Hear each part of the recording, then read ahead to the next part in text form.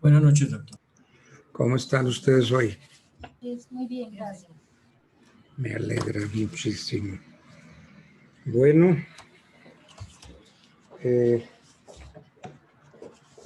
yo voy a solicitar un listado del curso de ustedes que esté como actualizado, porque el listado que yo tengo llega a 100 alumnos y eso a mí me asusta en cantidades. 100 alumnos en un mismo curso. Ahora porque es virtual, pero imaginémonos presencial. Imaginemos un curso con 100 alumnos. A mí eso me asusta. Entonces yo insisto mucho en que hagan grupos de a 10 para que, llegado el día del examen, pasen los grupitos y vayan haciendo su exposición. Y entonces vamos saliendo de 10 en 10. Es terrible. Ni ustedes ni yo tenemos la culpa de un curso tan numeroso. Pero vamos a ver si así logramos hacerlo o no. Les cuento que las clases se están grabando y se están subiendo a la plataforma. Porque es que alguien llegó a pensar que no se estaban grabando las clases. Y entonces yo quiero decirle a ese alguien y a todos ustedes o a cualquiera de ustedes que las clases sí se están grabando. Bueno. Por otra parte, me puse a pensar que la clase anterior, pues fue una clase que no me dejó a mí como contento porque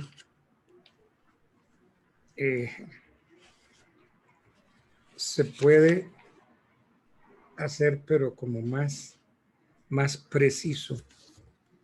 Y yo voy a volver entonces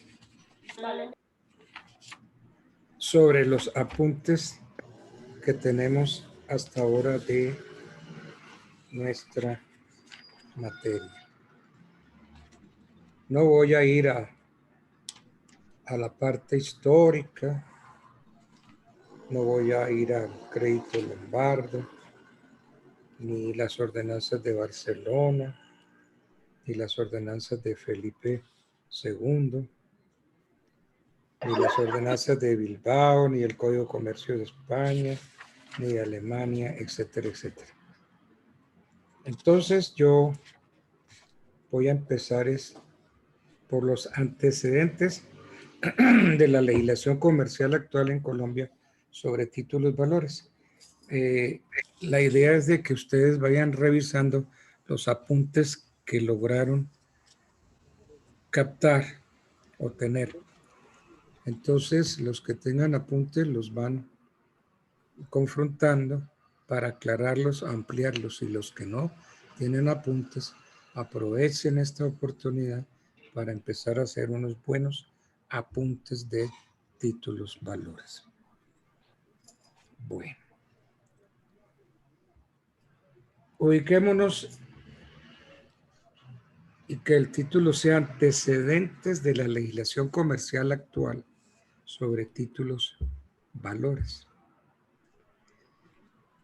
Empecemos diciendo que por medio de la ley 57 de 1887, esa ley fue muy importante, porque por medio de esa ley adoptamos el Código Civil chileno y adoptamos el Código de Comercio del Estado Soberano de Panamá. Entonces, por eso es muy importante, porque por medio de esa ley adoptamos dos códigos. Entonces, por medio de la ley 57 de 1887, se adoptó como Código Comercio Terrestre del país, el que rigió al Estado soberano de Panamá. Esa ley fue sancionada el 12 de octubre de 1869.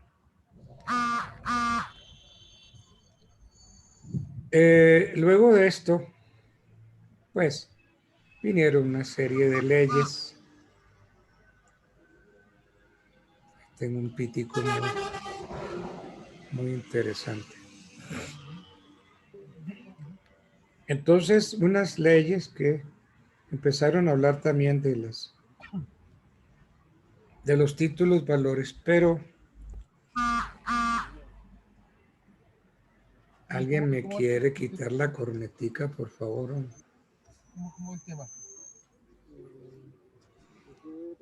En el año de 1923 nos visitó una misión norteamericana llamada la misión Kemmerer, que fue contratada por el gobierno nacional de esa época.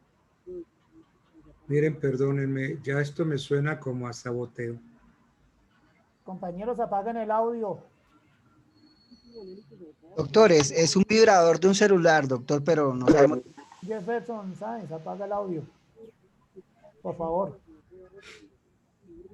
Porque es que a todos le meten COVID ahora. Sí, la otra es que también mucha gente muere y le pasa COVID. Jefferson, por favor, apagar el micrófono. No, me decía a mi mujer, a mi hija, todo. Pero no, ya, bien. Como una gripa normal. Sí, como una gripa. ¿Se escucha, Carlos? Le daba uno sin. Pero le digo una cosa, mejor ya le dio, se pasa esa vaina ya. ¿Alguien que le escriba, por favor? Jefferson. Jefferson, que apague el micrófono. Bien, entonces en 1923 nos visita una misión norteamericana llamada la misión Kemmerer. ¿Cómo se escribe? K-E-M-M-E-R-E-R.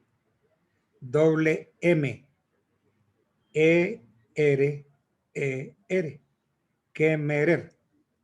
Entonces, esta misión o comisión norteamericana Kemmerer fue contratada por el gobierno nacional de esa época, que fue la del general Pedronel Ospina, con el objeto de que se realizara un estudio del cual pudiera deducirse un sistema de reformas al manejo fiscal del Estado y algo sobre los títulos valores. Entonces, esta misión sugirió la adopción de la ley uniforme sobre instrumentos negociables que estaba vigente en el estado de Nueva York. Y entonces el gobierno nacional aceptó la sugerencia de la misión Kemmerer y expidió la ley 46 de 1923 como nuevo estatuto de instrumentos negociables. Así se está llamando, instrumentos negociables. Después les voy a decir cómo fue que cambió el asunto. Entonces tenemos que por ley 46 de 1923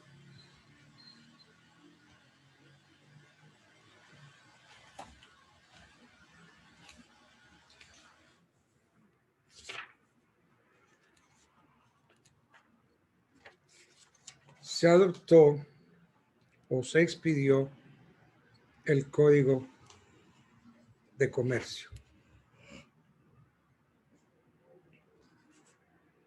Entonces se expidió el decreto 410 de marzo 27 de 1971.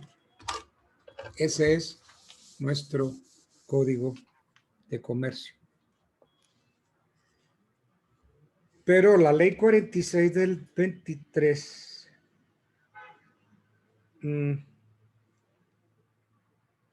nos habló de el Estatuto de Instrumentos Negociables. Entonces, se consignó un principio amplio sobre los papeles que constituían instrumentos negociables, y entre ellos la letra de cambio, el cheque, el pagaré, los giros, las libranzas y cupones. Entonces hablábamos de instrumentos negociables, pero cuando viene este Código de Comercio, en el artículo 821 del Código, entonces la denominación por mandato de ley cambió. ¿Qué dice el 821 del Código de Comercio? Cuando en la ley o en los contratos se emplea la expresión instrumentos negociables, se entenderá por tal los títulos valores de contenido crediticio. ¿Sí ven? Entonces, hasta la expedición del Código de Comercio hablamos de instrumentos negociables. Y con el Código de Comercio actual, por mandato del 821, entonces la expresión instrumentos negociables se cambia por la de títulos, valores de contenido crediticio. Entonces ya no hablamos de instrumentos, sino de títulos, valores.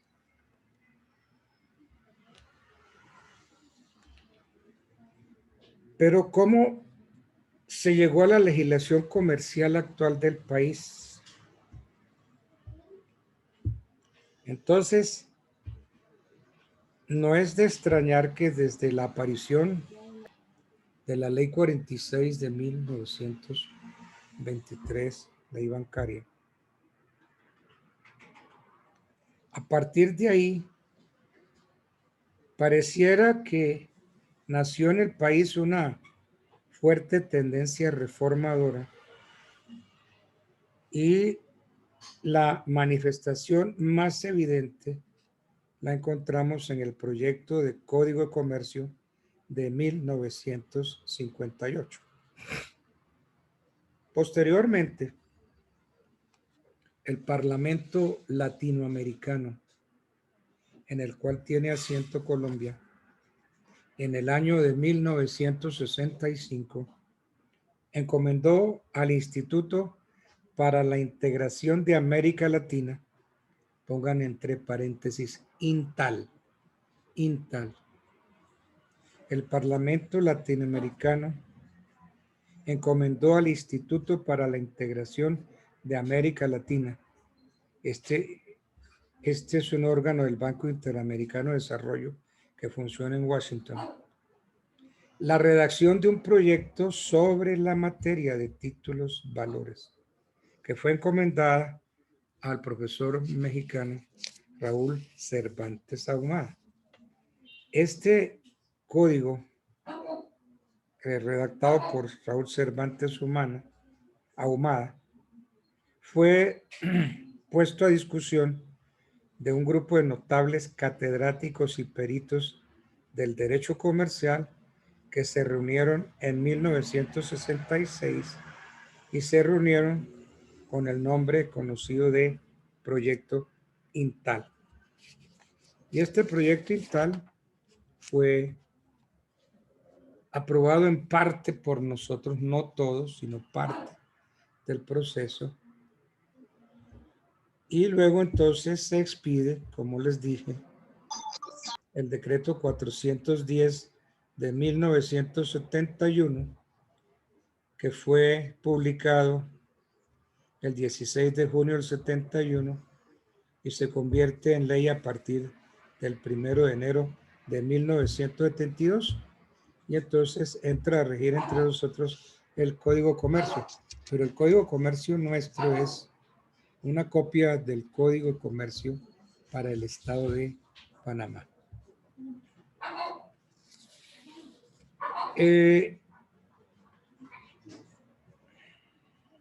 Respecto de los títulos valores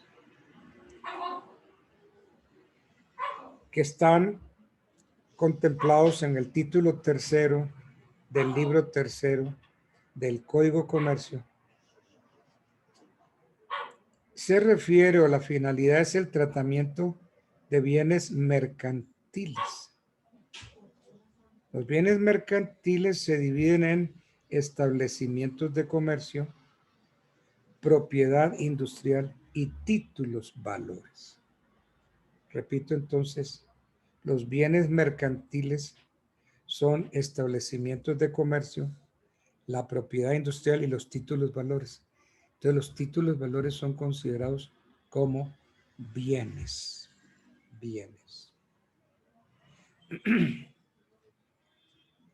Pero bienes mercantiles que son muebles y que implican un derecho real. Entonces, en el título valor deben distinguirse dos cosas diferentes. El derecho que se encuentra incorporado en el título y el título o el documento en sí, que es el que lo enmarca. Entonces tenemos el derecho y el título. Bueno. Presupuestos para que alguien pueda ser considerado como dueño de un título valor. El dueño o el titular del derecho que se incorpora en el título, los 50, los 100 millones. El dueño o titular del derecho incorporado en el cheque es su tenedor legítimo. Y entonces es quien puede alegar la calidad de poseedor del derecho cambiario. Entonces, para explicar este alcance de tenedor legítimo, tenemos que ir a la noción del derecho civil colombiano que considera dueño de una cosa mueble y de un título valor, porque el título valor es un bien mueble comercial. A quien lo tenga, es decir, a quien esté en posesión, a quien lo tenga mientras otro no justifique serlo. Entonces, mientras un tercero no controvierta el derecho a la titularidad y lo demuestre, entonces, ¿quién es el dueño? El titular del título, ¿quién es? ¿Quién es el tenedor legítimo? La persona que lo detenta, quien esté en posesión. Entonces, en la legislación nacional de los títulos valores, para que una persona pueda alegar la titularidad del derecho y por lo tanto sea tenida como tenedor legítimo, se requiere que el título haya llegado a su poder, que haya llegado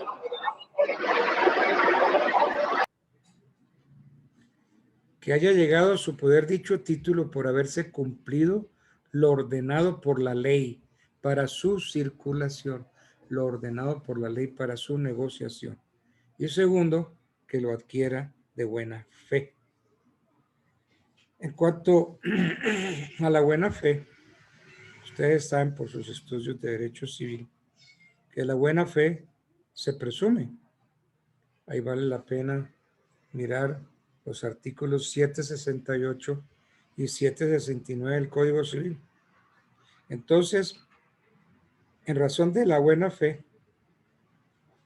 el tenedor goza de la presunción de haber adquirido el derecho de buena fe, es decir, libre de culpa.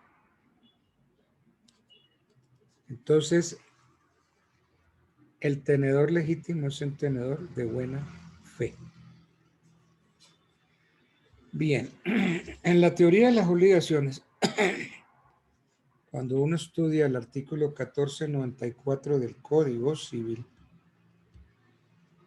nos da cuáles son las fuentes de las obligaciones. Pero yo hago una aclaración. A mí me gusta, cuando yo he dictado la clase de obligaciones, me gusta hacer una claridad. Los que tengan código civil, por favor, háblanos el artículo 1494. 1494.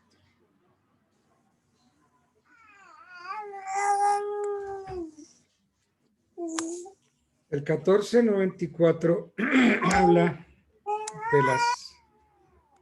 habla de las fuentes de las obligaciones.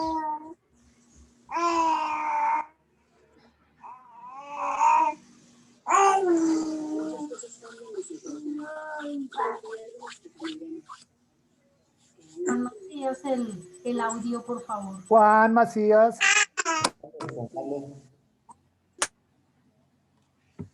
Dice el 1494. Miren cómo está redactado. Las obligaciones nacen ya del concurso real de las voluntades de dos o más personas. Entonces uno dice, deme un ejemplo. Entonces el código emplea la palabra como. Cada vez que ustedes lean la palabra como, le están dando un ejemplo. De un ejemplo de esto, como tal cosa, doctor, como tal otra, como esto, como lo otro, como lo de aquí, como lo de más allá. Entonces, fuente de las obligaciones, las que nacen del concurso real de las voluntades de dos o más personas. Deme un ejemplo, como en los contratos o convenciones.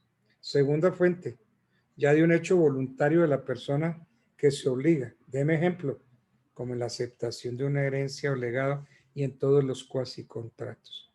Tercera fuente, ya a consecuencia de un hecho que ha inferido injuria o daño a otra persona. Ejemplo, como en los delitos. Ya es por disposición de la ley. Ejemplo, como entre los padres y los hijos de familia.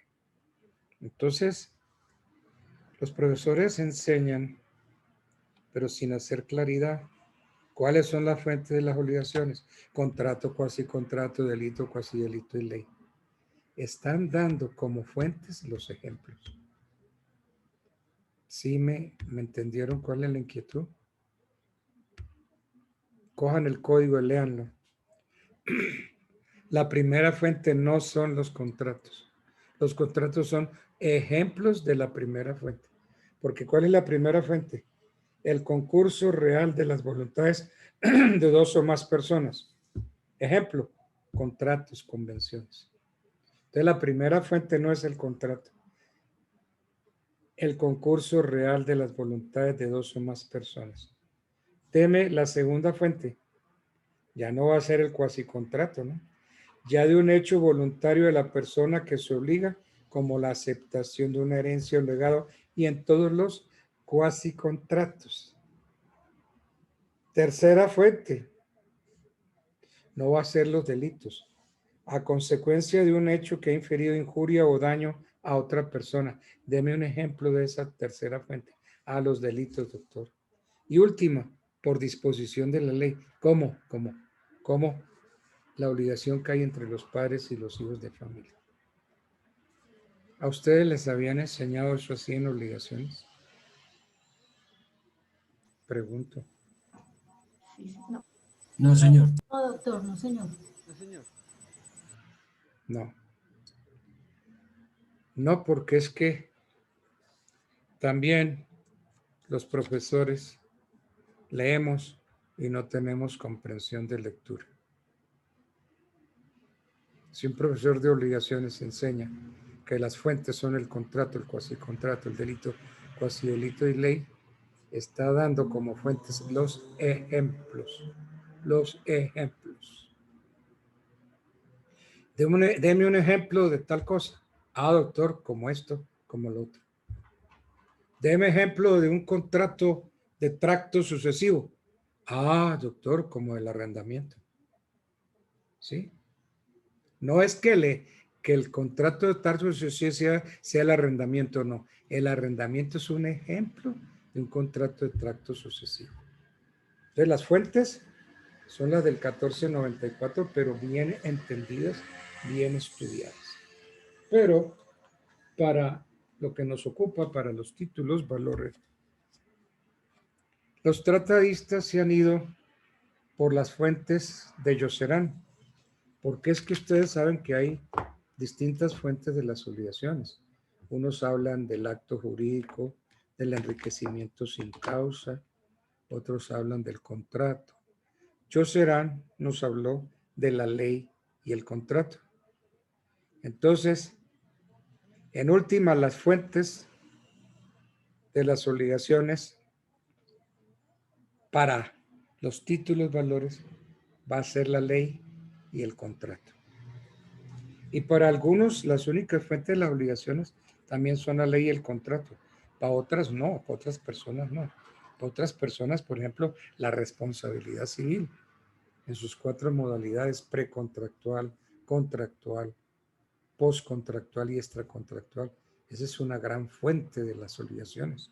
Otra fuente de las obligaciones sería el enriquecimiento sin causa. Hay un montón de fuentes de las obligaciones, pero ya les digo, por ejemplo, Yoserán nos habla del contrato y la ley. Planiol también dijo que el contrato y la ley. Y si nos vamos a la teoría de Santo Tomás, la única fuente de todo es Dios. Entonces, esa es la fuente de la filosofía tomasina. La fuente formal, la fuente ideal, la fuente final sería Dios. Pero no nos vamos a meter ahí. Entonces, digamos que dentro de los tratadistas, quien se puede acomodar a las fuentes de los títulos valores es Yoserán, que sería la ley y el contrato. Ahora bien, ¿qué naturaleza tienen los títulos valores? Entonces, los títulos valores participan de la naturaleza de bienes muebles de carácter comercial, a los que se incorpora un derecho real. Hay una discusión que se ha formado acerca de las acciones de sociedades. Si las acciones de sociedades son o no son títulos valores. Por ejemplo, las acciones de sociedades anónimas y las acciones de sociedades en comandita por acciones. Se preguntan los tratadistas, ¿son títulos valores? Y ahí sí tengo que decir que la situación no es fácil. Hay quienes dicen que sí son títulos valores y hay otros que dicen que no son títulos valores.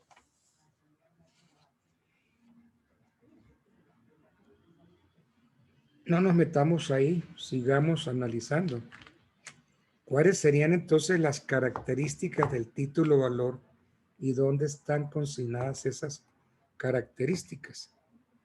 Entonces yo creo que hay que partir del texto mismo del artículo 619 del Código Comercio, en el cual se ha querido ver una definición acerca de los títulos valores para extraer de ella las peculiaridades del derecho y los atributos del título mismo.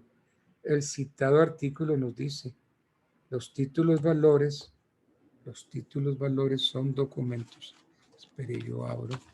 Los títulos valores son documentos necesarios para legitimar el ejercicio del derecho literal y autónomo que en ellos se incorpora y puede ser de contenido crediticio, corporativos o de participación y de tradición o representativos de mercancías. Entonces, examinando la norma transcrita, o sea, el 619,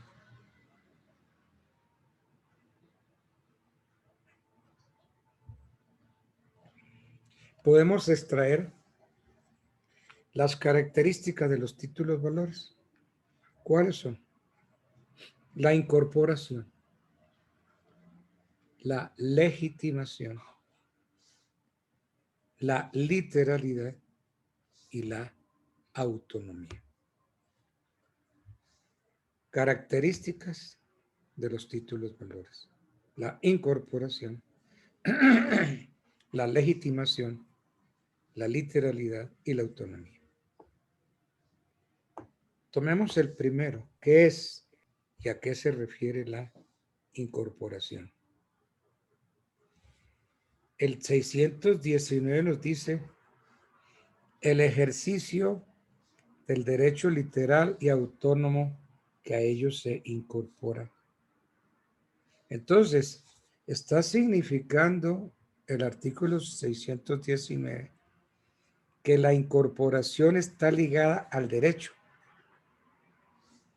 de donde podemos afirmar que el derecho se une al título, es decir, pasan a ser un todo indivisible.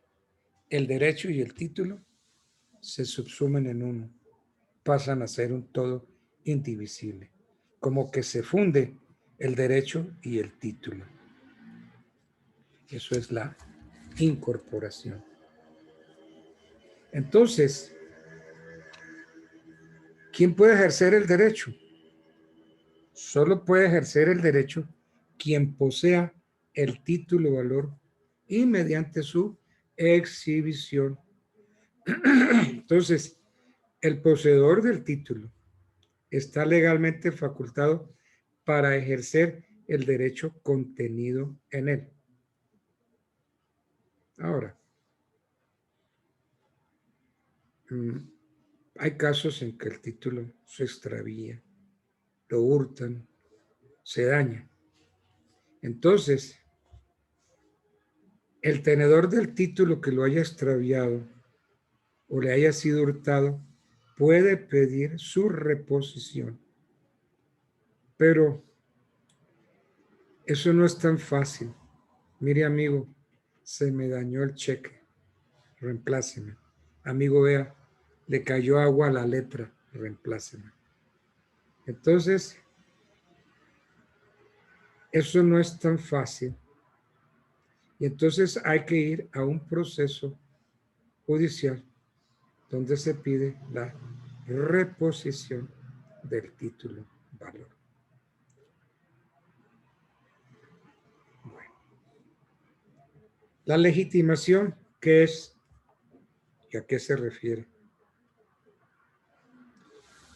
Entonces podemos decir, se puede pretender el ejercicio de un derecho sustancial de manera legítima o ilegítima. Entonces, cuando se trata de títulos valores, para poder reclamar ese derecho literal y autónomo, el ejercicio debe ser legítimo. Por eso el 619 nos dice, para legitimar el ejercicio del derecho. Esto quiere decir que la legitimación es la debida autorización legal a quien resulte titular del derecho para hacerlo cumplir y para que mediante ese accionamiento quede libre el obligado.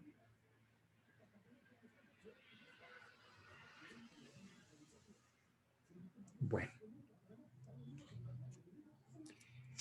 Para el caso de un título al portador, ¿quién es el legitimado?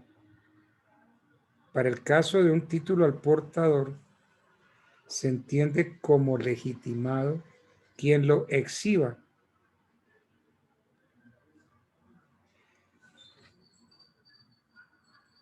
Quien lo posea.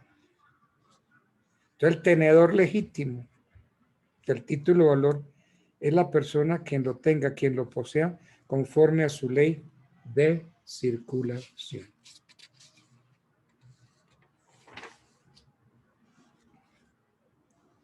Se me perdió. Bueno, los perdí a ustedes, pero ¿me están oyendo? ¿Aló? Sí, Doc, Sí, estamos señor. ahí. Ahí estamos. Sí, señor. Por acá estamos, profe. Gracias. Es que mi equipo quedó en blanco. Voy a ver si puedo recuperarlos porque quedó en Pero lo blanco. vemos, escuchamos. Bueno, Lo ya. estamos escuchando, Doc, y lo estamos viendo. Ya. Sí, gracias. pero aquí yo tengo un ángel de la guarda y me ayudó. Bueno,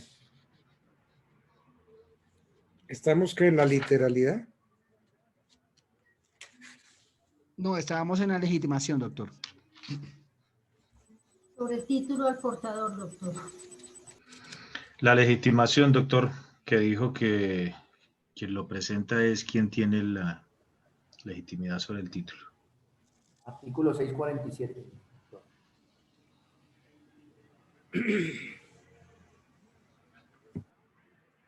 O 657, más bien.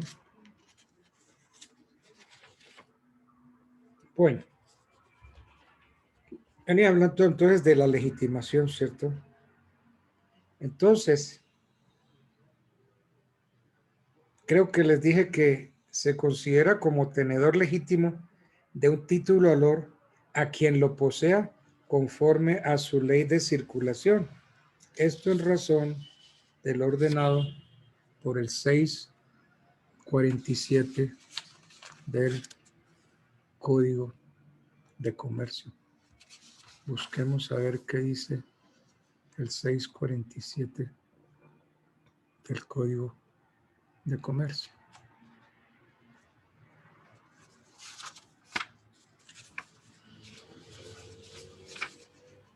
Doctor, dice que se considerará tenedor legítimo del título quien lo posea conforme a su ley de circulación. Exactamente. Entonces el artículo se refiere al tenedor legítimo. Usted acaba de decir, se considerará tenedor legítimo a quien lo posea conforme a su ley de circulación. Entonces, queda claro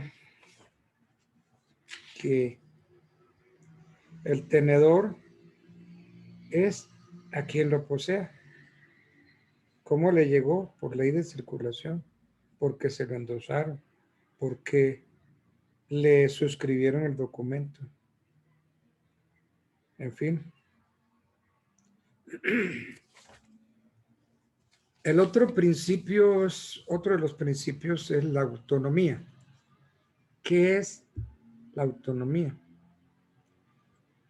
La autonomía mira a la manera como las partes se vinculan al título valor, es decir, a la independencia con que actúan unas respecto de otras, lo que hace que cada tenedor se obligue o vincule por separado de lo demás, y a ese no se le pueden oponer excepciones derivadas del negocio fundamental o del negocio cartular de que hablan los tratadistas. Entonces, tan evidente es el principio de la autonomía que el artículo 657 del Código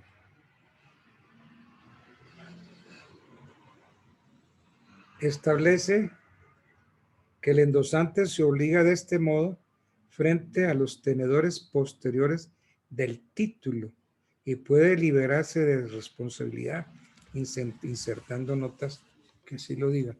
Miren el 657. El endosante, voy a leer el 657. El endosante contraerá obligación autónoma frente a todos los tenedores posteriores a él, pero podrá liberarse de su obligación cambiaria mediante la cláusula sin mi responsabilidad. Entonces yo puedo pagar una deuda con un cheque. Esa persona a quien yo le extendí el cheque, a su vez puede pagar otra cosa con ese cheque por medio del endoso. Entonces viene y toma el cheque que yo le di y se lo endosa y se lo da a otra persona. Entonces esa persona, ese beneficiario de ese cheque que lo endosó, responde a quien le endosó y a los siguientes endosatarios. Porque dice el 657, el endosante contraerá obligación autónoma frente a todos los tenedores posteriores a él. Ahora, ¿cómo me libro yo, cómo me libero yo de la responsabilidad? Si usted a mí me da un cheque y alguien me acepta ese cheque para pagar una deuda mía, entonces yo vengo, lo endoso y le pongo una nota que diga sin mi responsabilidad. Sin mi responsabilidad. Me estoy entonces saliendo de la responsabilidad de ese cheque. Si ese cheque no se paga, entonces no me pueden reclamar nada. ¿Por qué? Porque yo lo endosé sin mi responsabilidad. ¿Ok?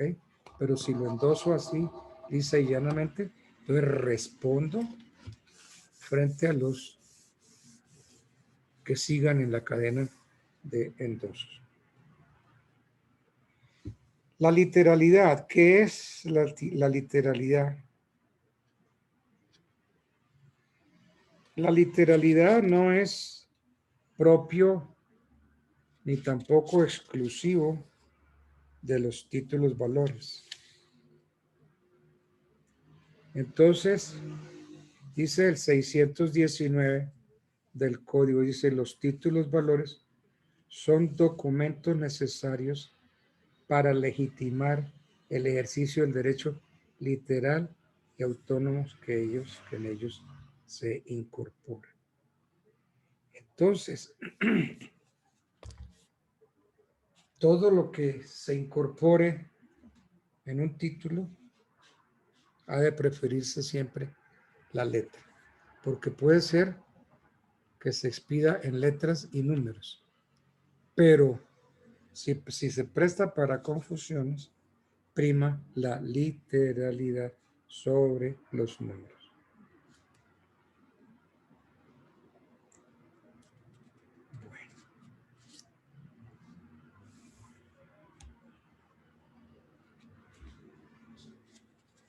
La circulación del título valor, este es un puntico que se ha controvertido mucho. Se preguntan los tratadistas si la circulación es una característica de los títulos valores. Tenemos que decir con toda la franqueza que entre las características de los títulos valores contenidas en el artículo 619 del Código de Comercio no aparece incluida la circulación. No obstante, hay una fuerte tendencia doctrinaria que le otorga a esta peculiaridad el carácter necesario para ser tenida en cuenta como distintivo de los títulos valores. ¿Por qué? Porque es que de lógica, los títulos valores fueron creados para circular, de modo que podemos llegar a decir sin equivocarnos que la circulación es propio de la esencia de los títulos valores. ¿Cómo se clasifican los títulos valores? Hay 11 clasificaciones, hay otros que traen 2, 3, pero yo revisando agoté 11 clasificaciones de los títulos valores. Entonces, los ángulos desde los cuales se puede realizar la clasificación de un título valor serían los siguientes. Primero, en cuanto a la persona del creador, es decir, del emisor. Segundo, por su contenido. Tercero, por su carácter. Cuarto, por su origen. ¿Voy muy rápido? Está bien, doctor, está bien. No, pero un poquito más suave, doctor. Gracias. Sí, de verdad, tienen razón. Entonces, la clasificación de los valores podemos hacerla. Primero, en cuanto a la persona del creador. la persona del emisor. Segundo, por su contenido.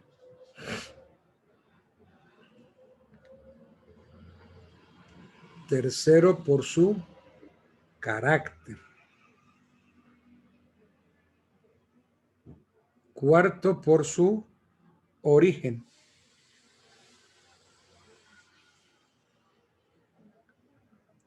Quinto, por la clase de crédito. Sexto, por el objeto del derecho incorporado, es decir, por su contenido. Por el contenido, por el objeto del derecho incorporado. Sexto. Séptimo, por su circulación. Octavo, por su creación.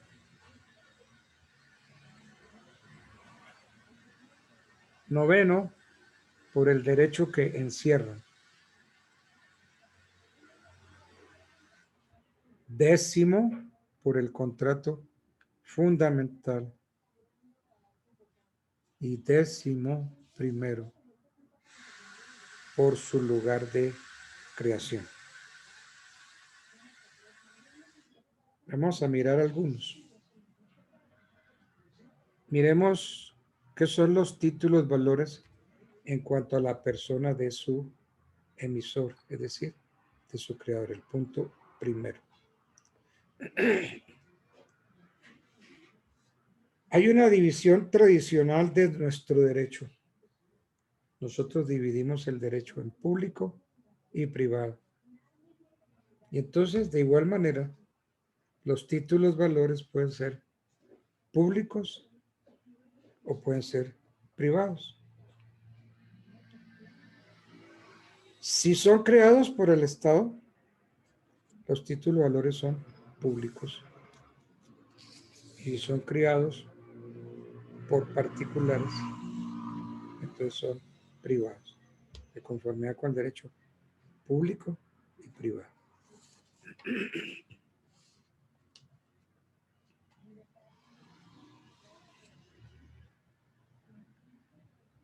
En cuanto a su contenido, ¿cuáles son los títulos valores en cuanto a su contenido?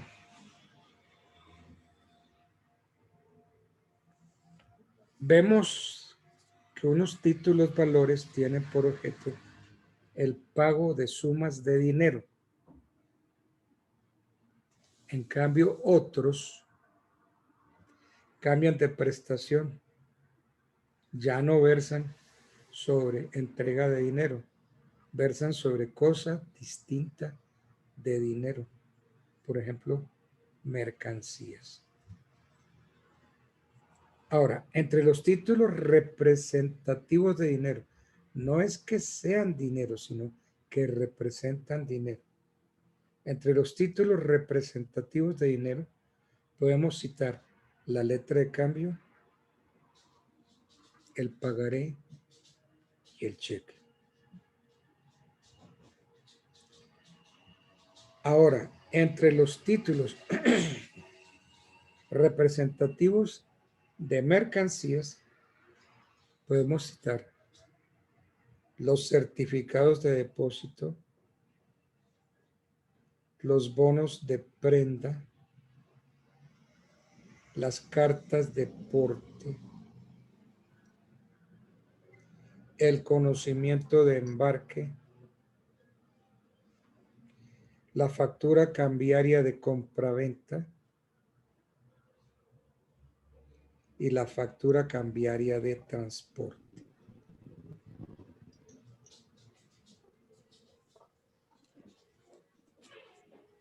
Bien.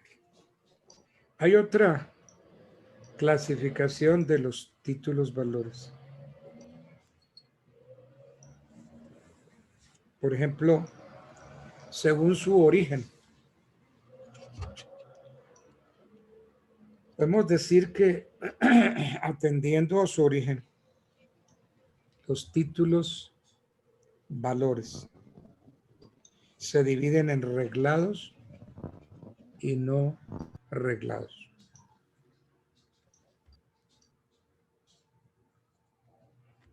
Entonces los que aparecen desarrollados, tratados en el título tercero del libro tercero del Código Comercio son reglados. Y los que no están allí, los no consignados ahí, se les va a llamar no reglados. Ejemplos de títulos reglados. Los títulos valores reglados son la letra de cambio, el pagaré, el cheque, los bonos, los certificados de depósito y bonos de prenda, la carta de porte, el conocimiento de embarque, las facturas cambiarias de compraventa y de transporte.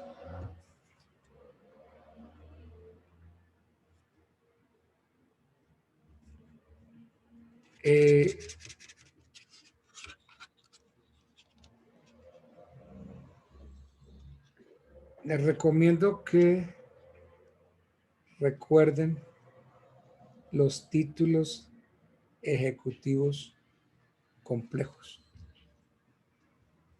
versus título ejecutivo simple. Entonces el título ejecutivo complejo. Yo no sé si ustedes se acuerdan de eso cuando vieron en procesal título ejecutivo complejo. Hay títulos valores crediticios.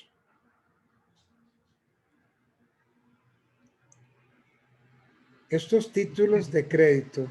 Doctor, perdone, disculpe, usted habló de los no reglados. ¿Podría dar un ejemplo? Todos los que no estén incluidos dentro de la denominación que habla el código. Mejor dicho, la letra de cambio, el pagaré, el cheque, los bonos, los certificados de depósito y bonos de prenda, la carta de porte, conocimiento de embarque, las facturas cambiarias de compraventa y transporte son títulos valores reglados. Todo lo demás no son reglados. Así de sencillo es. Gracias, doctor. Bueno. Bajo la vigencia de la ley 46 del 23, o sea, la ley bancaria, los títulos de crédito se conocían con el nombre de instrumentos negociables. Y ya les dije que por mandato del artículo 821 del Código de Comercio ya no se pueden seguir llamando instrumentos negociables. Hay que llamarlos ahora títulos valores. Entonces, títulos de crédito son esos títulos valores. Entonces, son títulos valores crediticios. La letra de cambio, el cheque, el pagaré, los cupones de acciones o de bonos, las doctrinas, las facturas cambiarias y podrían ser por extensión doctrinaria el certificado de prenda y la libranza. Esos son títulos valores crediticios. Hay otros títulos valores que se llaman corporativos o de representación.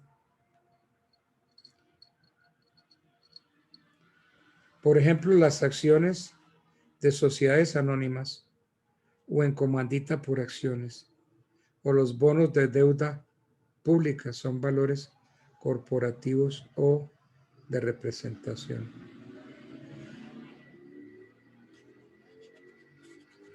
Y hay títulos valores representativos de mercancías, que son aquellos que tienen un derecho incorporado en el título, un derecho a favor del tenedor.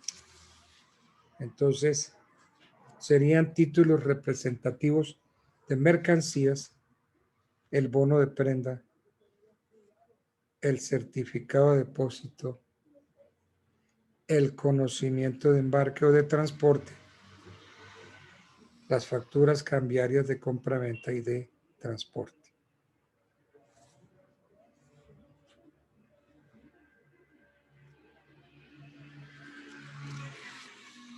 Hay títulos valores que por su contenido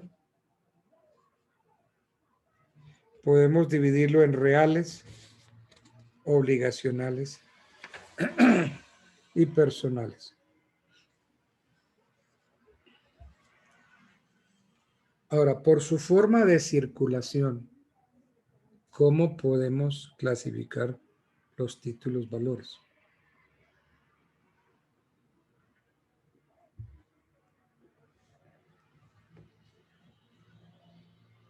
Por la forma de circulación, es decir, por la forma como se cumple la ley de circulación, podemos dividirlos en nominativos, a la orden y al portador.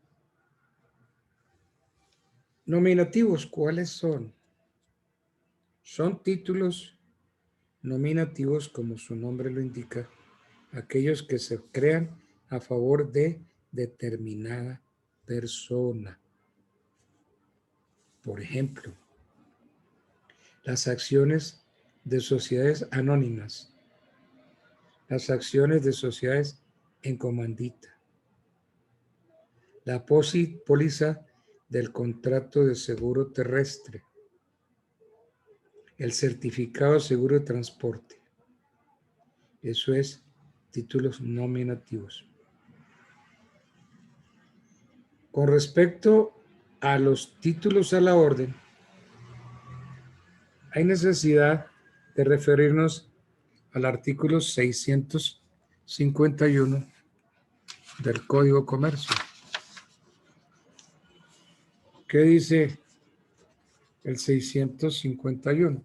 Él está bajo el título, capítulo 3, que dice títulos a la orden. 651. Los títulos valores expedidos a favor de determinada persona en los cuales se agregue la cláusula a la orden o se exprese que son transferibles por endoso o se diga que son negociables o se indique su denominación específica de título valor, serán a la orden y se transmitirán por endoso y entrega del título. Entonces, todos estos títulos valores, vamos a entender lo que son títulos a la orden. Se transmiten por el endoso seguido de la entrega.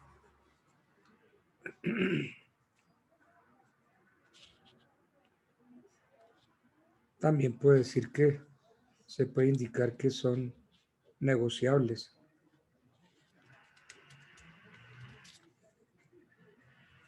Los títulos valores al portador son aquellos que no están creados a nombre de una persona determinada, Pedro Pataquiva, ¿no? Se gira un cheque y entonces se pone, páguese a la orden de el portador. Entonces, ese cheque no está creado a nombre de una persona determinada o en particular, sino que se tiene por titular a quien llegue a tener materialmente el cheque. Entonces, entre los títulos al portador podemos mencionar la letra de cambio, el cheque, el pagaré,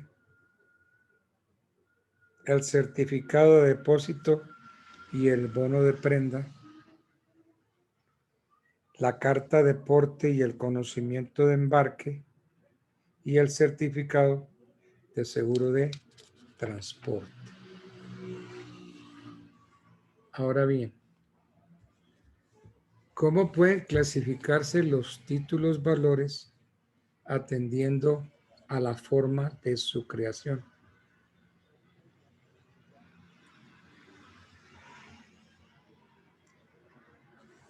A ver, aclaremos primero, se entiende por títulos valores singulares aquellos que no tienen otro igual, es decir, son únicos, no tienen gemelo, no tienen retrato, no tienen otro igual, son únicos. La letra de cambio, el pagaré, el cheque, la carta de porte, conocimiento de embarque. Entonces, singulares, son únicos, la letra de cambio, el pagaré, el cheque, la carta de porte, conocimiento de embarque. Y así podemos seguir hablando de infinidad de títulos valores. Por ejemplo, títulos valores atendiendo al lugar de su creación. Facilito. Títulos nacionales o extranjeros. Si el título se origina en el país, será un título nacional. Y si se origina en otro país, será extranjero.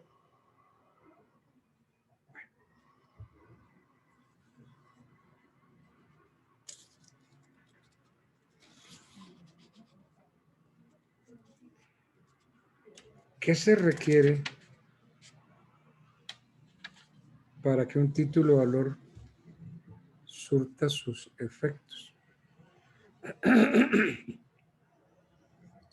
A ver qué dice el 620 del Código de Comercio. Los documentos y los actos a que se refiere este título solo producirán los efectos en él previstos cuando contengan las menciones y llenen los requisitos que la ley señale, salvo que ella los presuma. La omisión de tales menciones y requisitos no afecta al negocio jurídico que dio origen al documento o al acto. Entonces, el artículo 620 establece que para que los actos y documentos a que se contrae el título tercero del libro tercero surtan los efectos expresamente determinados, es menester que se sujeten a los requisitos mínimos exigidos por la normatividad y a las menciones propias de cada especie de título, es decir, a las menciones propias de los documentos o actos. Entonces, los documentos y los actos a que se refiere el 620, miren, el 620 dice, los documentos y los actos a que se refiere este título. Entonces, los documentos y los actos a que se refiere este título, como dice el 620, solo producen los efectos en él previstos cuando contengan las menciones y llenen los requisitos que la ley señala.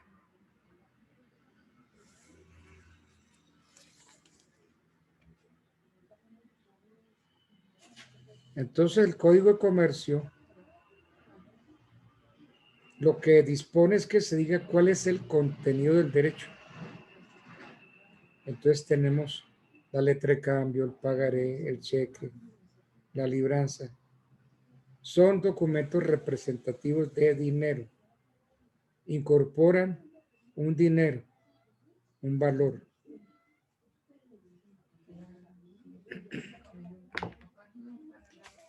Bueno, pero todos los títulos valores, para que tengan efecto, deben ser firmados por su emisor, por su creador. Entonces, en el 621 del Código de Comercio, dice, Además de lo dispuesto para cada título o valor en particular, los títulos valores deberán llenar los requisitos siguientes. Primero, la mención del derecho que en el título se incorpora y segundo, la firma de quien lo crea. La firma de quien lo crea. Pero entonces, ¿qué es la firma? Difícil de dar una definición. La firma, cuando uno estudia pruebas, uno llega, en el derecho probatorio, uno llega a una conclusión, que la firma es el rasgo caligráfico. Cuando decimos que la firma es el rasgo caligráfico, debemos entender manuscrito. Entonces la firma es el rasgo caligráfico, por ende manuscrito, del nombre de una persona que se hace en la forma habitual y ordinaria que emplea siempre para sus actos públicos y privados. El nombre que una persona pone al pie de un escrito, eso es firma. Puede ser un rasgo, puede ser un garabato. Lo importante es que la firma puesta en un título o valor goza de autenticidad, pues como lo afirma el 793 del Código Comercio, el cobro del instrumento da lugar al procedimiento ejecutivo sin reconocimiento de firmas. ¿Por qué? Porque se presume auténtica. Y en ese documento debe constar una deuda clara, expresa, exigible y que proviene del deudor y hace plena prueba contra él. Miren, pero una cosa es la autenticidad y otra cosa es la legitimidad. Cuando ustedes como abogados redacten algún contrato, algún convenio para las partes, entonces aconséjenle a sus clientes que vayan inmediatamente a una notaría y autentiquen sus firmas ante el notario. ¿Por qué yo aconsejo eso? Porque eso va a tener repercusiones en el derecho probatorio. Si de mi oficina salen dos personas, como comprador y vendedor, en fin, dos partes totalmente antagónicas, y firman el documento, muy bien, lo pueden firmar ante testigos, pero el documento ante testigos requiere reconocimiento, es una prueba sumaria. Pero si las partes van ante un notario y reconocen sus firmas, entonces ese documento para las partes, para ellos, se convierte en plena prueba. Plena prueba. Después no puede decir la parte, no es que yo no dije, yo no firmé, yo no hice, yo no sabía. Sí, usted firmó y el notario da fe de su firma. Entonces, ese documento es auténtico y produce entre las partes el efecto de plena prueba. No hay necesidad de demostrarlo, no hay necesidad de probarlo. Fue firmado ante el notario y la fe del notario. Por eso es importante que ustedes recomienden que el documento se autentique en las firmas ante notario. Bueno.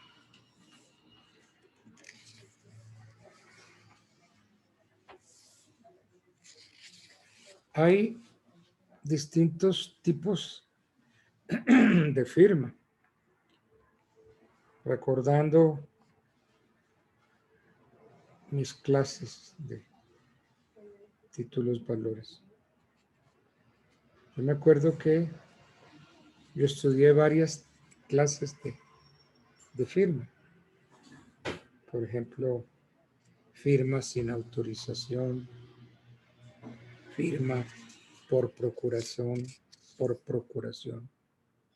firma a ruego, firma por acomodamiento, firma en blanco, etc.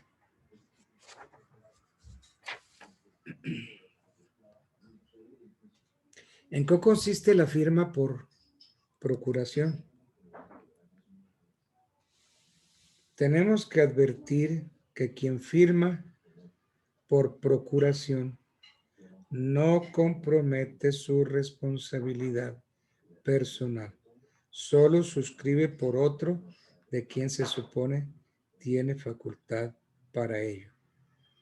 Entonces, quien obra en calidad de representante de una sociedad actúa de conformidad con las facultades sociales a su cargo, o quien lo haga como apoderado especial o para un grupo de actividades o negocios se sujeta al contenido del poder recibido. Por consiguiente, cuando ustedes acompañen a algún cliente ante un gerente, ante algún representante de una sociedad y haya necesidad de redactar un contrato y el gerente firma comprometiéndose, por ejemplo, al pago de una suma de dinero, no les dé pena. Mire, señor gerente, esto está muy bien. Usted está firmando y está comprometiendo a su firma, a su empresa, a la cual usted representa, la está comprometiendo para que le pague a mi cliente la suma de 1.000 millones de pesos. Sí, usted es el gerente, pero cuénteme una cosa. ¿Eso está dentro del giro normal de los negocios que usted lleva? ¿Usted está autorizado para firmar y comprometer a la sociedad en esa suma de dinero? No les dé pena que les muestre esa autorización. Y si no la tiene, toca decir, mire, consiga primero la autorización, que los socios lo autoricen, y una vez que sean autorizados, esté usted autorizado, entonces sí firmamos el documento. Mientras tanto no, porque usted no tiene capacidad para comprometer a la empresa en esa cantidad de dinero. Entonces, la firma por procuración. Yo firmo en nombre de la sociedad.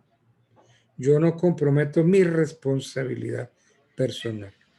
Comprometo la responsabilidad de la empresa, sí, mas no mi responsabilidad personal. Hay unas firmas que ustedes sí han oído hablar de ellas, que es la firma a ruego. ¿Cuál es la firma a ruego? Quien no puede firmar porque no puede, tiene un impedimento, aun queriendo no puede. Por ejemplo, los mancos, aquellos que están transitoriamente accidentados de las manos. Entonces, la firma de estas personas se puede suplir por la modalidad del ruego. Entonces, el ruego es la petición extrajudicial que la persona obligada en un título valor hace a testigos para que firmen por él bajo las prescripciones de ley. Y además de que se firma ante testigos, también se debe poner la huella del otorgante, no la de los testigos, la del otorgante. Y entonces así se entiende completa la diligencia de firma a ruego. ¿Qué es la firma por acomodamiento? acomodamiento. Por medio de la firma por acomodamiento, se compromete la responsabilidad personal y patrimonial. Si usted firma por acomodamiento, compromete su responsabilidad personal y patrimonial. Es que bajo la vigencia de la ley de instrumentos negociables, se tenía que quien firmaba por acomodamiento se denominaba parte. Y entonces hoy ya no se llama parte, sino que se llama firma por acomodamiento. Entonces, quien firma por acomodamiento queda obligado al pago del título de valor. Quien así firma solamente presta un servicio. El acomodante, o sea, quien firmó, no obtiene contraprestación por su actuación. El acomodante no puede proponer la excepción de causa onerosa al momento de hacerse exigible el título. Las partes acomodadas, o sea, aquellas en cuyo favor se firmó, están obligadas a responderle al acomodante por lo que él pague y no pueden ejercer contra él ninguna acción derivada del título. Entonces esa es la firma por acomodamiento.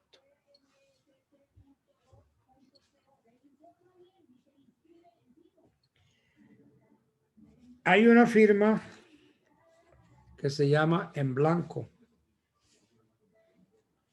Esta modalidad de firma se presenta cuando en un papel que está destinado a la creación de un título o valor se estampa la rúbrica o se escribe el nombre.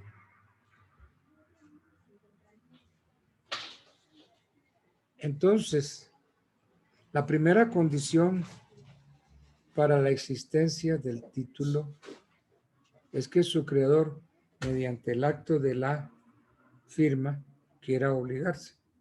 Entonces, los espacios en blanco deben ser llenados por el tenedor de conformidad con unas indicaciones que da quien la suscribió y antes de ejercer el derecho incorporado a él.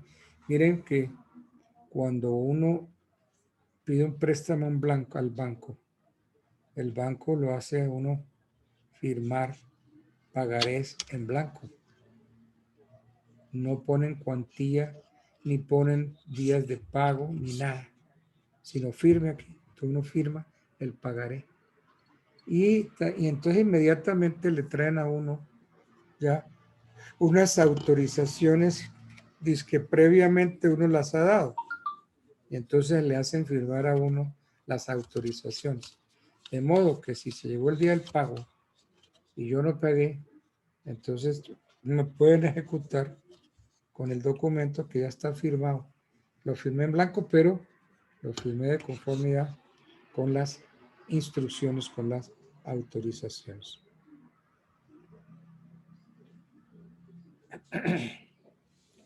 Entonces, para que pueda hablarse de una firma en blanco, se requieren estos requisitos. Que se estampe una firma en un papel. Que ese papel esté destinado a convertirse en título o valor. Que se deje en blanco o sin llenar el título. Debe haber estricta autorización para llenar el título. Se debe llenar antes de ejercer el derecho incorporado y que lo llene el tenedor legítimo. Esa es la firma en blanco.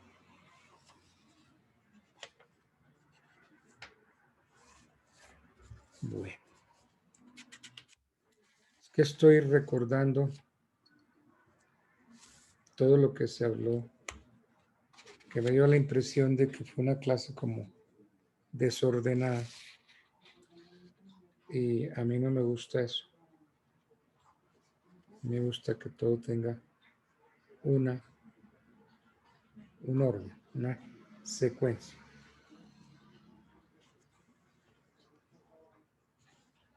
Se oye hablar de la presentación de un título valor.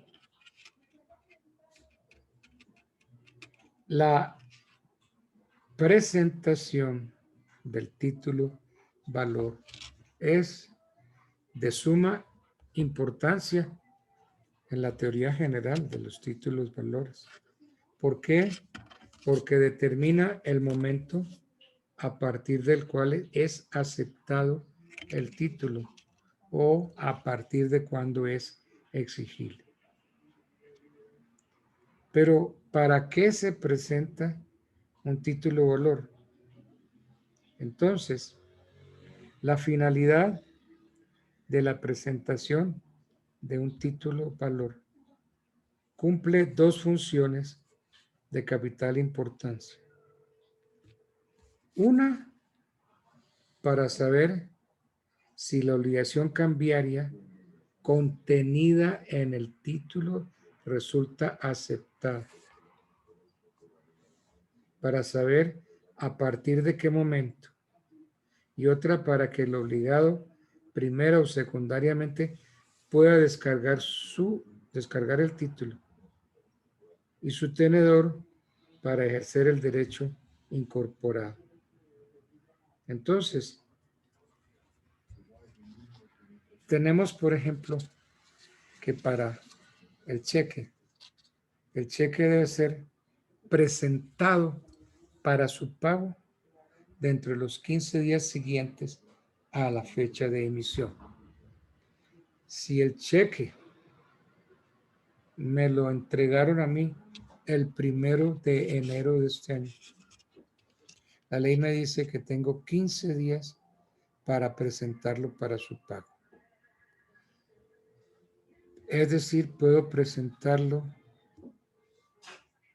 ante el cajero del banco para que me lo pague en efectivo o puedo consignarlo en mi cuenta.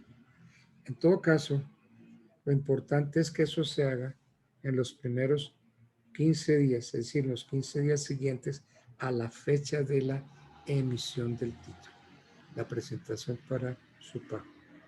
Ahora bien, si el cheque no lo pagan por algunas circunstancias, porque no hay plata o porque la firma no concuerda y no me lo pagan, entonces la ley no me dice cuántos días tengo para protestarlo, sino que por analogía, así como la ley da 15 días para la presentación para su pago, entonces la ley dice, o los tratadistas dicen, que dispongo de 15 días para su protesto. Es decir, el cheque me lo dieron el 1 de enero y el 8, el 10 de enero lo fui a cobrar y no tenía fondos. Entonces ya está presentado en tiempo. Entonces, como el 10 de enero yo no lo pude cobrar porque no tenía fondos, entonces paso siguiente, tengo que protestarlo. Entonces, ¿yo qué hago? Me voy ante el gerente del banco. Digo, señor gerente, vengo a protestar este cheque por fondos. Y pongamos bien la fecha de protesto. Entonces, el protesto tiene que hacerse dentro de los 15 días siguientes a la fecha de presentación para su pago. Entonces, si lo presenté en tiempo y lo protesté en tiempo, no tengo ningún problema para iniciar un proceso.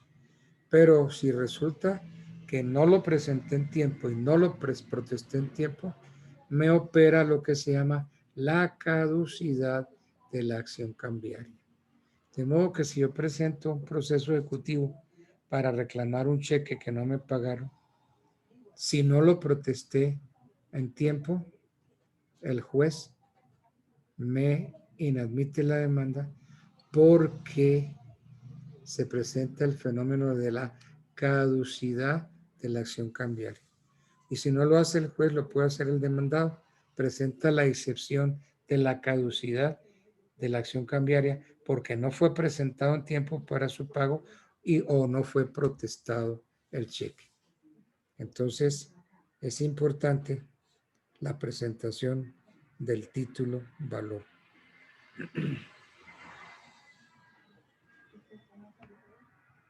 Entonces, repito, ¿para qué se presenta un título valor?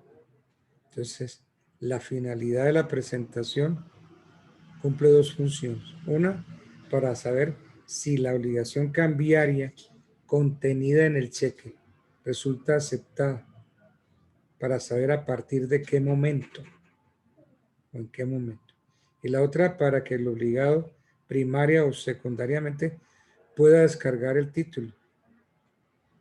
Entonces, para eso es la presentación del título valor.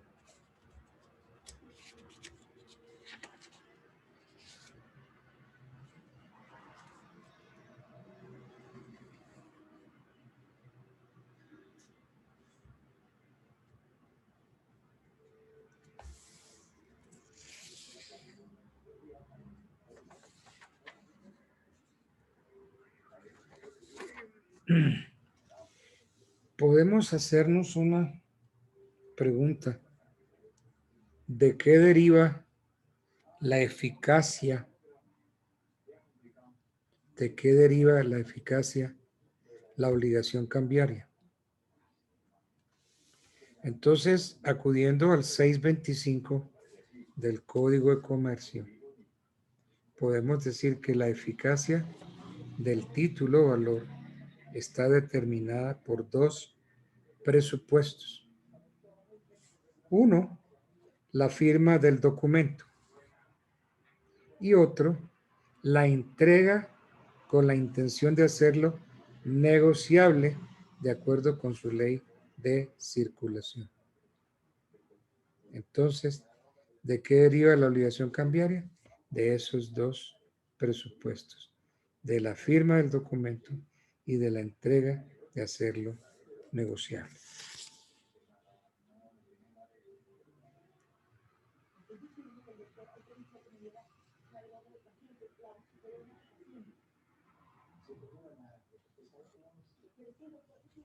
Puede haber unas diferencias o unas incongruencias en el texto del título valor. Teniendo en cuenta el 621 del Código de Comercio, recordamos que los títulos valores son documentos de carácter necesario en los cuales se incorpora un derecho literal. Derecho literal. Entonces, no se puede reclamar más ni menos de lo que allí está estipulado. Entonces, el suscriptor se obliga de conformidad con su tenor literal. Es posible que el título presente incongruencias en su contenido, eso es posible. Frecuentemente hay incongruencias entre lo escrito en palabras y lo escrito en números. Esta controversia debe buscar una solución en la legislación. Yo diría que en acertada solución del problema, el artículo 623 del Código de Comercio dispone que si el importe del título aparece escrito en palabras y letras, valdrá la cantidad escrita en palabras. Entonces, si la controversia se plantea por haber escrito algo en cifras y algo en palabras, valdrá la menor cantidad expresada en palabras. Entonces siempre se refiere o se prefiere la literalidad. La literalidad. Porque es que, ¿qué dice? Dice, los títulos valores son documentos necesarios para legitimar el ejercicio del derecho literal y autónomo que en ellos se incorpora. Bueno.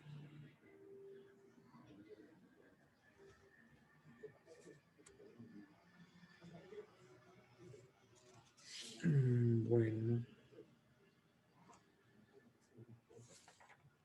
¿Y qué es la solidaridad?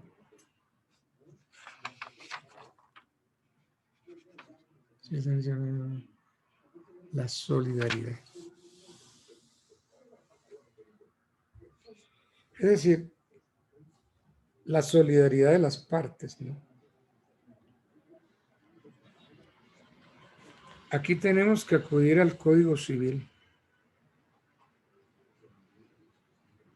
Vamos a ver qué dice el artículo 1568 del Código Civil. Permítanme, yo lo cojo que es pesadito. Busquemos artículo 1568 del Código Civil.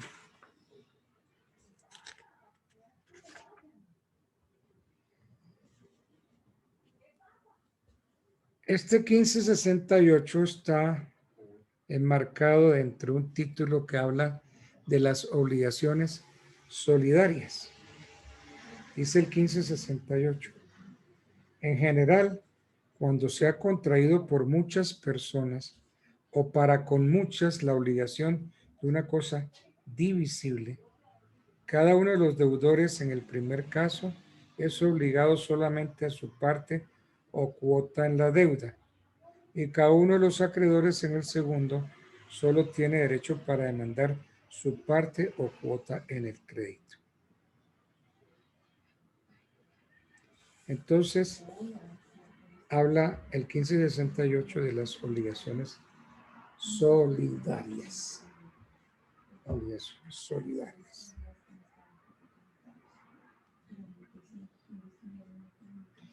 Entonces, la norma general, diría yo, consiste en que cada deudor se obligue solo por su cuota parte en la deuda, salvo que se pacte la solidaridad.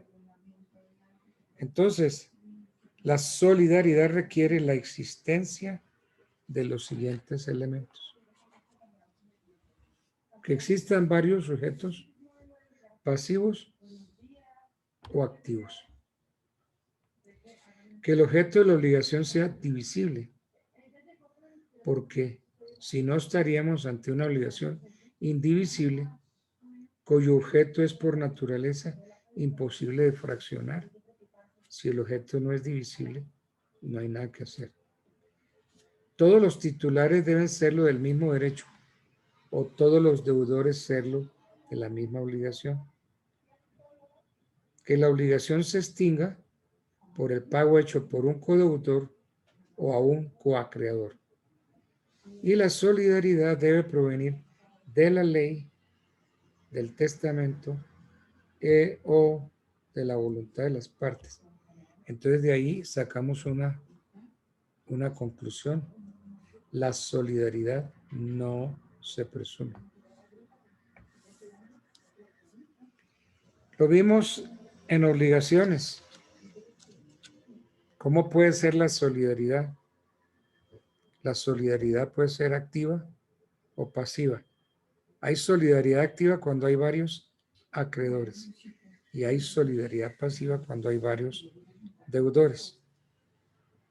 Entonces, ¿qué necesitamos para que haya solidaridad activa? Todo esto es repaso de obligaciones, ¿no? Todo esto.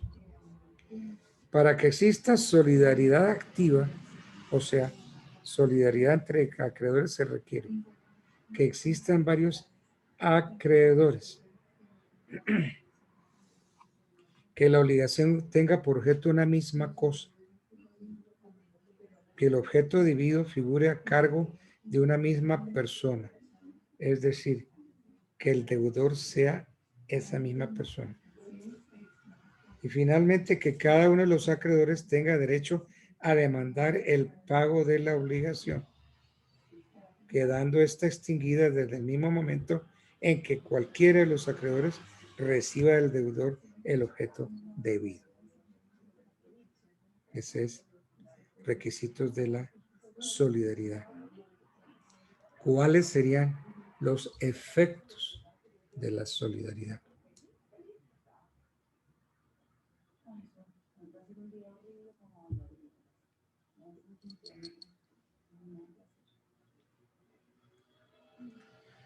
Nos acordamos que ya dijimos que iban a ser grupos de 10 personas para los dos exámenes.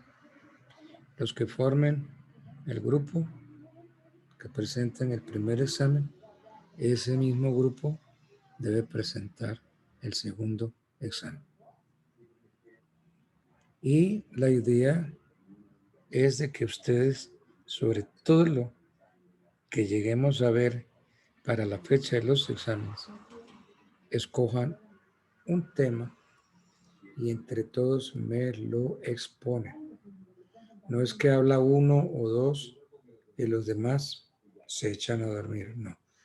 Todos tienen que participar, todos tienen que exponer. En caso de que no lo hagan, entonces yo pregunto. Les di la oportunidad de que se refiriera al tema que escogieron. Por ejemplo, Hernando, Luis Alejandro. Usted con su grupo coge un tema y vienen y lo desarrollan. Pero si Luis Alejandro no habla nada y si hablan los compañeros, entonces yo empiezo a preguntarle para hacerlo hablar. ¿Para qué? Para ver si estudió o no estudió. Esa es la idea. Soldado Bisao muere en guerra.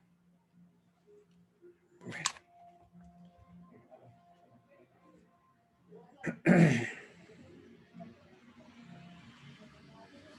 Entonces, ya vimos requisitos de la solidaridad activa. ¿Qué efectos de la solidaridad activa conocemos? Son efectos de la solidaridad activa, o sea, de la solidaridad de acreedores, los siguientes. Que antes de ser demandado, el deudor puede pagar a cualquiera de los acreedores. El deudor puede pagar a cualquiera. Uno de los coacreedores puede exigir al deudor el pago total de la deuda.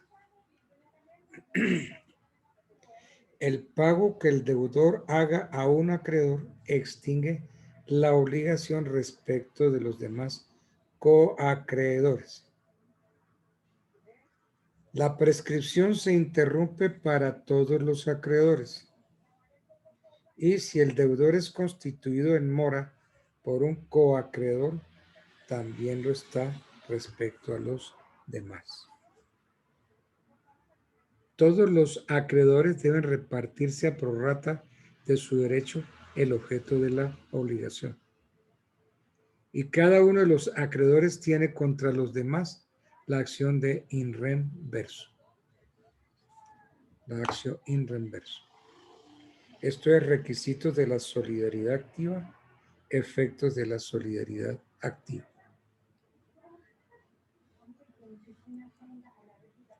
Bueno. Y entonces quedemos en nuestro repaso para el lunes. Requisitos de la solidaridad pasiva y efectos de la solidaridad pasiva. De esta manera vamos viendo toda la parte general de los títulos, valores, y después entonces nos vamos a meter con unos títulos valores concretos, como la letra de cambio, por ejemplo.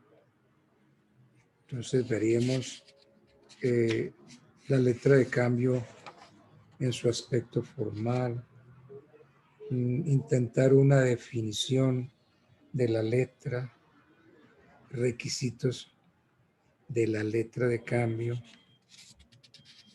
partes que intervienen en la creación y emisión de la letra de cambio, papel que desempeña el librador o girador, papel que desempeña el beneficiario, requisitos de la letra de cambio, en fin, ya nos metemos a ver figuras como la letra de cambio, también, porque es extenso, también nos meteremos con el pagaré, nos meteremos con el cheque, en fin. Yo no creo que alcancemos a ver todos. Si acaso veremos la letra y el cheque. Puede que de pronto el pagaré. Pero es que los temas son muy extensos. Bien, entonces dejemos así. Y el lunes, con la ayuda de Dios, nos volvemos a ver. Que pasen entonces un buen fin de semana. Y con Gracias, el Padre. Doc. Y con el Padre. Buenas noches. Con Gracias, doctor. Gracias, el profe. Padre García Herreros, en tus manos encomendamos esta noche que ya pasó, este día que ya pasó y la noche que llega. Gracias, Doc, muy amable. Gracias, doctor. Bueno, Gracias. Gracias, bueno, Doc. feliz noche a todos.